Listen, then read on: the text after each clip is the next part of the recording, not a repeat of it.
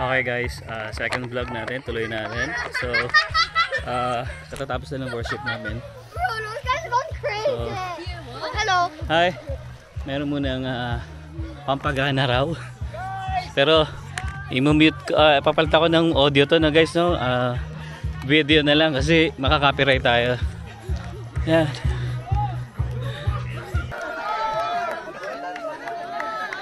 More. Tama yan, nang mamayat ka baby. Nang mamayat ka. Nice. 10 kanta yan, 10. Guys, first step. Ganyan na, single, double. Single, double. Then turn. After turn. Double. Yun yung second step. Then last step, cha-cha, back. Cha-cha, back. Cha-cha, 3 step lang. Follow my lead. Kaya natin to. Sabi pa.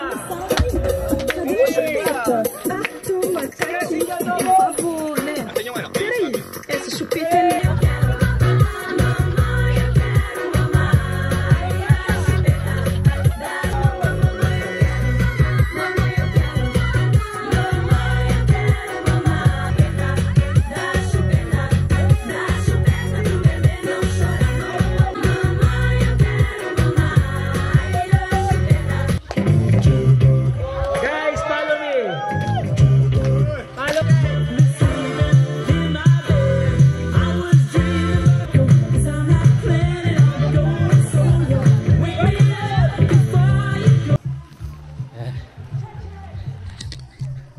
Draw natin sila guys. Mukhang masaya yun eh.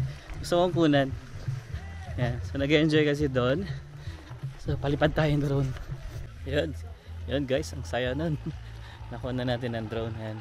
So ganun kasaya yung ano namin, yung camping namin.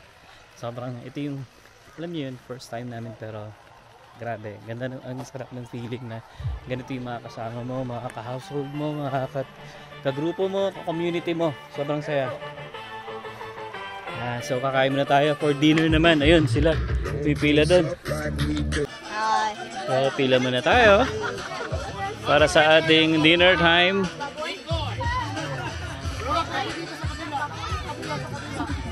Bro, how much? Another one? Sige pa. Ganyan ulit, bro? Oo. Thank you. You want fish? Which part? You like this one? Okay. Bilisan nyo na. Napuputo na si Brother Lito. Sige po, fish. Tilapia? Pwede po, pwede. Thank you. Yeah. Thank you. So, stop na natin. Tatay mo. Okay, last day na natin to ngayon, guys. No? Last night, ang bilis. Parang kakarating lang natin na kanina. Hanggang ano alas tayo bukas? Pwede na mag-check out ng 11. Mas maaga na? Or mas maaga. Yung iba may umuwi na rin yan kasi may lakad sila bukas. Yeah, oo nga, sila Jason nga doon maaga. Mga 8 ata, alis na rin sila. Pwede naman. Pagkagising, para at least makauwi rin ng maaga. Pero ano na lang namin, no? Brother Prince.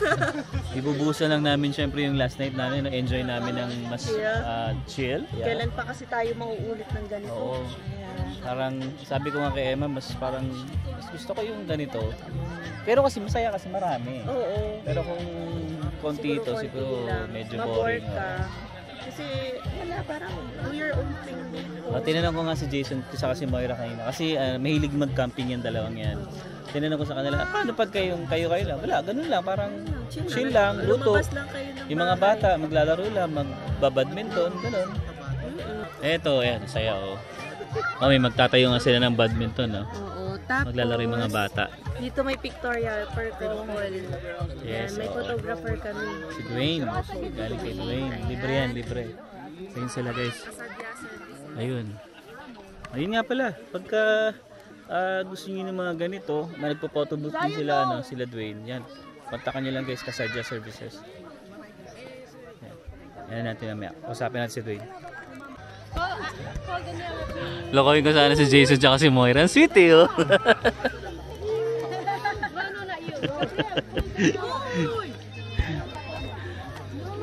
Yun, tapos na.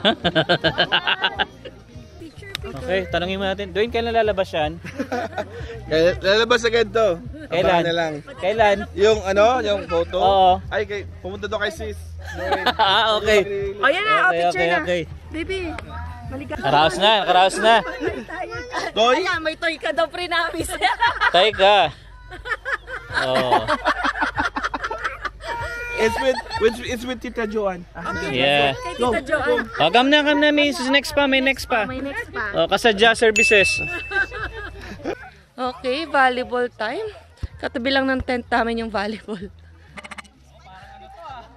Zion, matatamaan ka.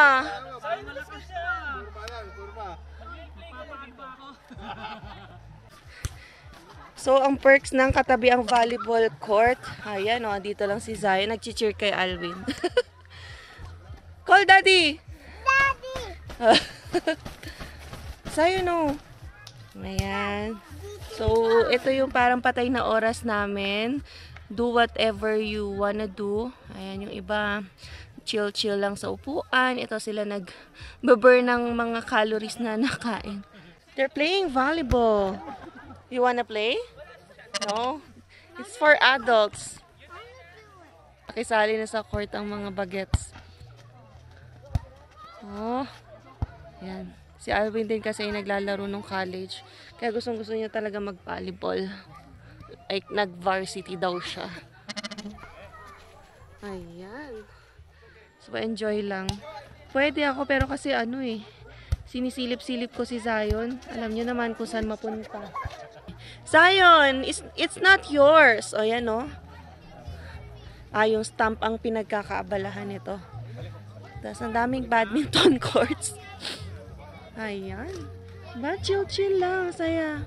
And hindi pa tapos yung couple picture. So, tapos na kami. Pero, yung for the group ay ongoing pa rin.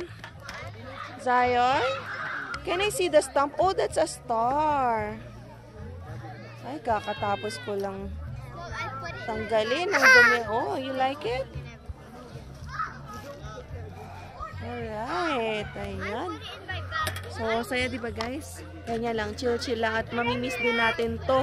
Kaya pagbalik natin ng Calgary, kaya sulit-sulitin na rin ang ating weekend.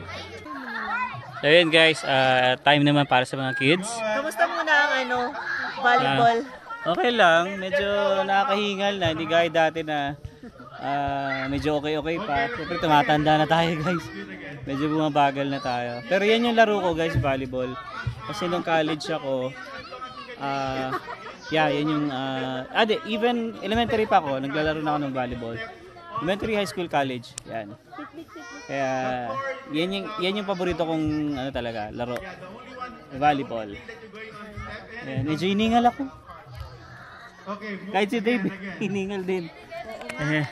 Ayan, ito naman ang games para sa mga kids. Yan. Papatay din ng oras. 8:30 na nga pala ng gabi 8:30 na ba? Oo, malamig na. Ayaw pa ni Zion mag-jacket. Pero okay pa naman. Bilis ng oras talaga, no?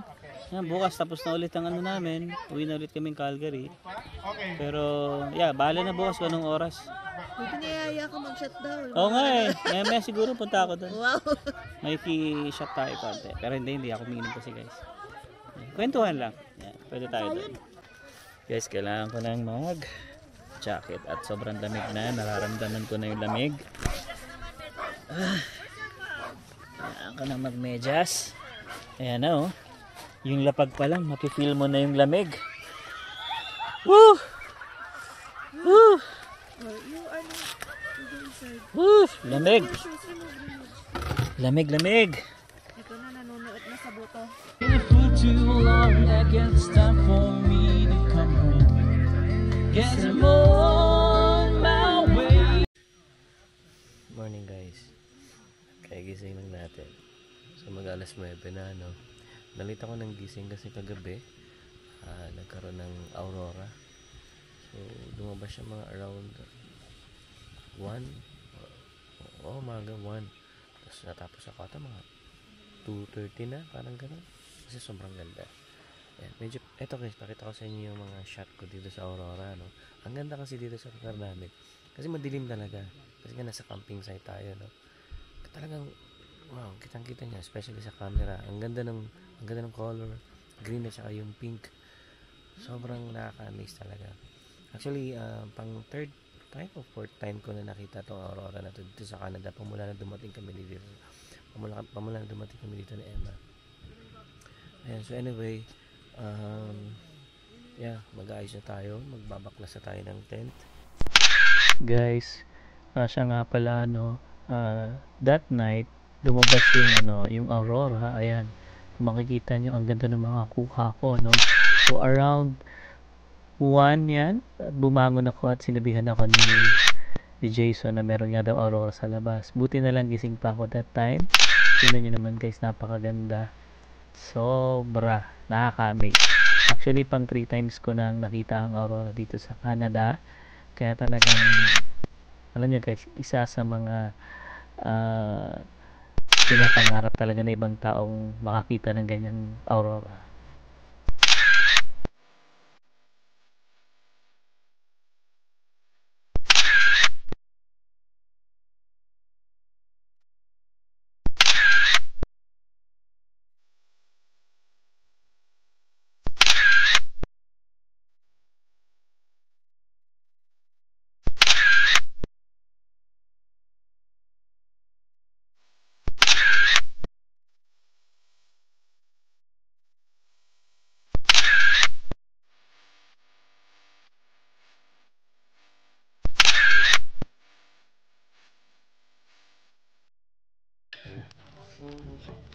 Ayan guys, hugasan lang natin yung dadaan ni Zion. Tapos yung kamay ko ang sakit kasi nag-volleyball ako kagabi. I mean, parang may naanong ugat dito sa mga daliri ko. Sakit. Hindi masyado makabuhat. Ayan. Medyo tinanghali tayo. Yung ibang kasama natin, nagtatanggalan na ng mga tent. Napasarap kasi yung tulog. It's time to pack na. Ayan. Ayan sila iba mga kasama namin. Tanggalan na. Ang dami pa rin. Pero kami, ito.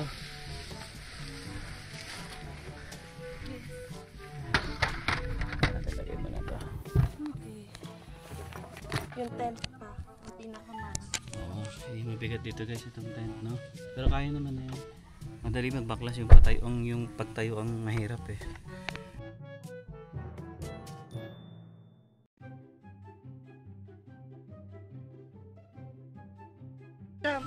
Sayang, dali.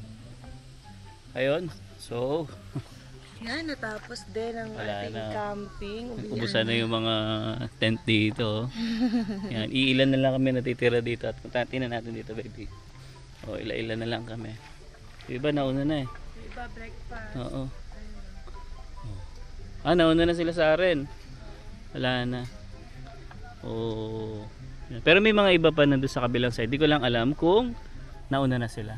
Ayun, parang sila Dwayne yung umalis na yun. So yung iba kasi, since nasa Drumheller na tayo, ay pupunta sila sa museum. Kami kasi tapos na nung nakaraan. Tapos babalik sila pag dating nga ni Ate Gladys. Yes. Yan, diba? Yan, ligpitan time, and yan sila Brother Dave. Ayan. Yeah, sobrang saya guys, no? Kasi nga syempre marami kami. Ilang family sa'yo? 40, 60? 60 yata. Parang mga gano'n, no? Ang dami namin guys. Kumbaga dito, hindi kami kasya dito eh. May mga iba-ibang pang location dito talaga yung mga tent nila. Yan. Sobrang saya, sobrang saya. Yung first time namin na camping dito, talagang hindi namin malilimutan to, no? Oo. Ang Sabi saya. nga ni Brother Glenn, although nakakapag-camping na siya with family, friends, mga 3 families, iba daw kapag ganito yung grupo, super saya.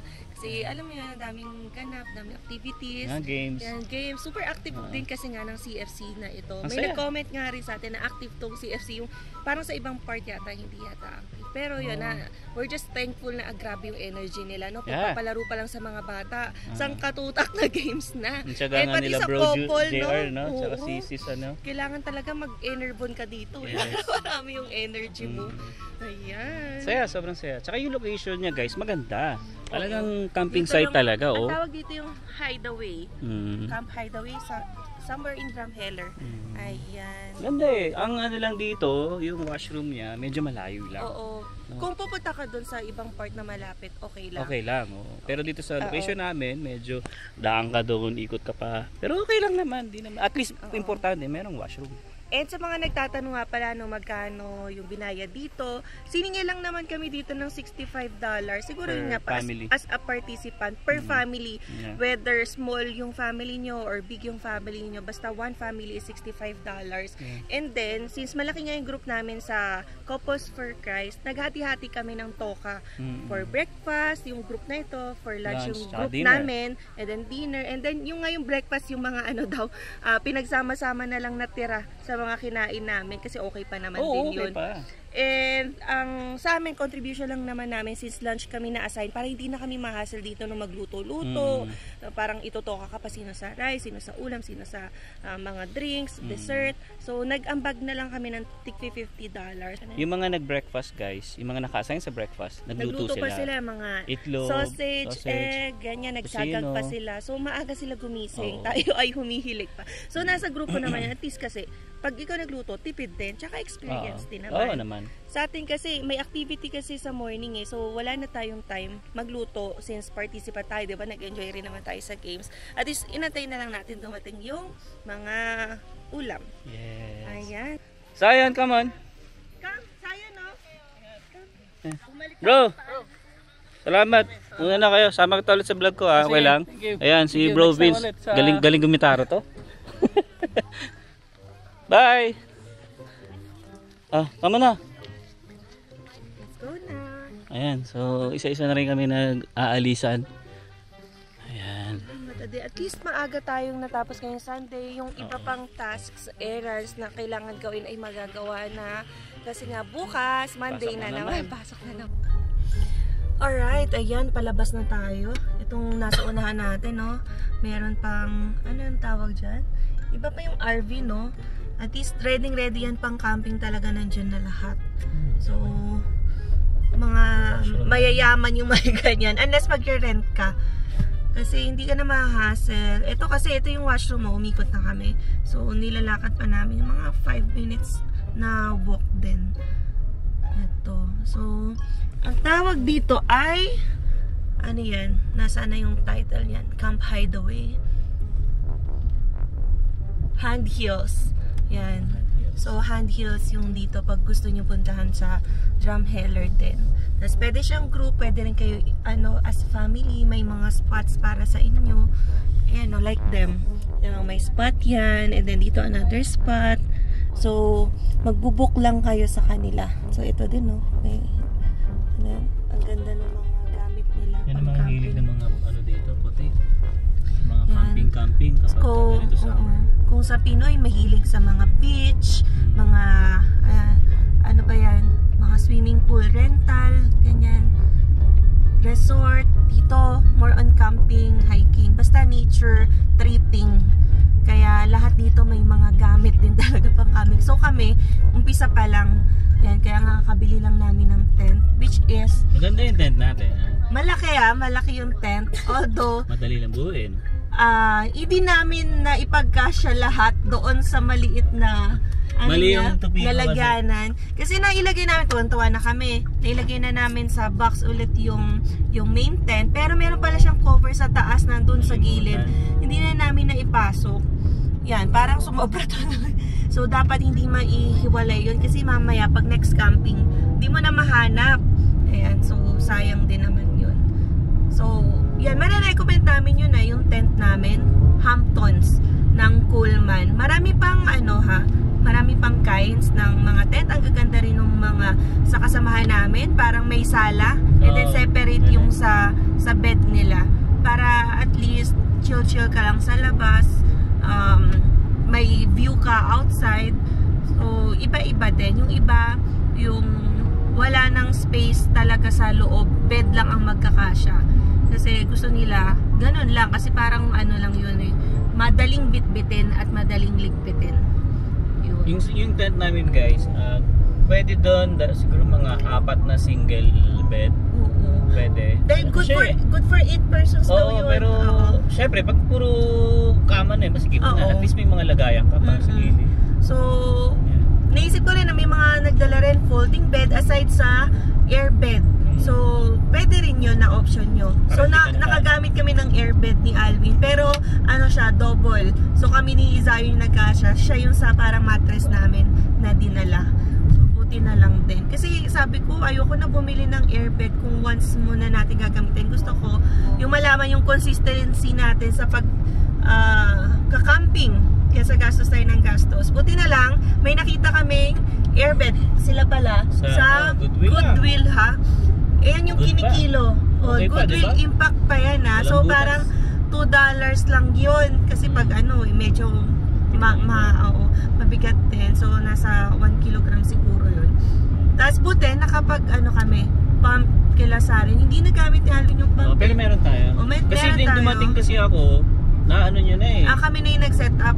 Kasi nag-ayos kami ng tent at that time. Tapos ako na yung nag-handle dun sa mattress, which is okay na okay. Hindi nga kami bumagsak ni Zion eh. Diba? Kahit lang siya, sa thrift shop na bili. So, nagamit rin namin pala yung sleeping bag na nabili din sa Goodwill Impact. Hindi kailangan talaga na bumili ng mga mamahaling gamit. So, okay na okay yung mga ginagamit din dito. Kasi alam mo naman, kapag ginagamit ng mga Canadians, tapos isang beses lang, tapos i-donate na nila yan sa Goodwill, Value Village. So, kapag nakuha mo yun, di okay na okay din. Kasi isang beses mo lang naman gagamitin or 2 nights. So, yun. Kami kasi, hindi namin na-schedule talaga yung Drumheller. Next time na, babalik kasi dito. Sayang naman yung punta kung babalik ulit. At least kasama na sila Ate Gladys. And yung pamangkin ni Alvin, German. Pero at least marunong mag-English. Oo. Yan, natuto siya mag-English kahit German siya. YouTube sa panonood ng YouTube lang. Ayan. Guys, meron ako nakitang view dito. Ang ganda oh. Ayan oh. Nice na. Try ko mag-drone. Para mapakita ko sa inyo. Alright. Si Emma hindi raw bababa eh. Kasi si Zion, pag bumaba kasi si Emma, mag-yaya din si Zion. So, ako mo na Ito, may lumipad na? Tama, hindi ko nakita. Ang bilis. Nasaan na? Ay, nandun na. Ay, ang ganda talaga ng view. Yan, papunta sa town ng Drumheller. Right. May mga gantong view rin nung nasa Regium tayo, no? Yung on the way sa Regium. Pero iba yung nakikita natin dito. Ito mga hudos-hudos dito. Diba? Panalo. Kaya, yung mga kasama talaga namin, maglilibot pa ngayon sa Drumheller. So guys, yung population pala ng Drumheller ay napakaliit. Ito, 8,430 lang. Yan guys, dito na tayo sa bahay. Ito ang problema. Yung mga gamit. Napakarami. Namin bitbitin. Pagtapos, daming buhatin. Ay, nako. Kasi nakalimutan namin ipasok yun. Pagod. Ayan, so, ano lang guys, malapit lang yung Drumheller. 1.5 lang. Pero almost 2 hours yun kasi nga. Pumunta Drumheller dun sa pinunta namin ng site is 30 minutes. Ang dami pa oh. Design na lang.